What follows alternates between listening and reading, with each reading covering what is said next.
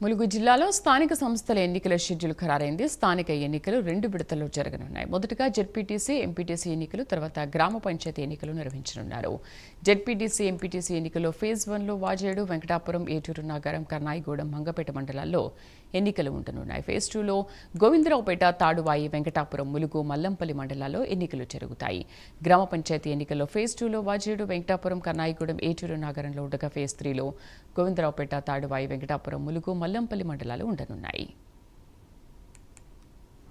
So మనకి state election commission నుంచి 29వ తారీఖు ఎలక్షన్ నోటిఫికేషన్ షెడ్యూల్ అనేది ప్రకటన జరిగింది.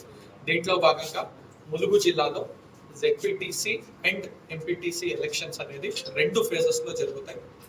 ఫేజ్ 1 అండ్ ఫేజ్ 2 షెడ్యూల్ నేను ఇంతకుముందు అందరికీ ఎక్స్ప్లెయిన్ చేయడం జరిగింది. తర్వాత మన జీపీ ఎలక్షన్స్ అనేది ఫేజ్ 2 అండ్ ఫేజ్ 3. సో ఈ 2 విడతలు జరుగుతుంది.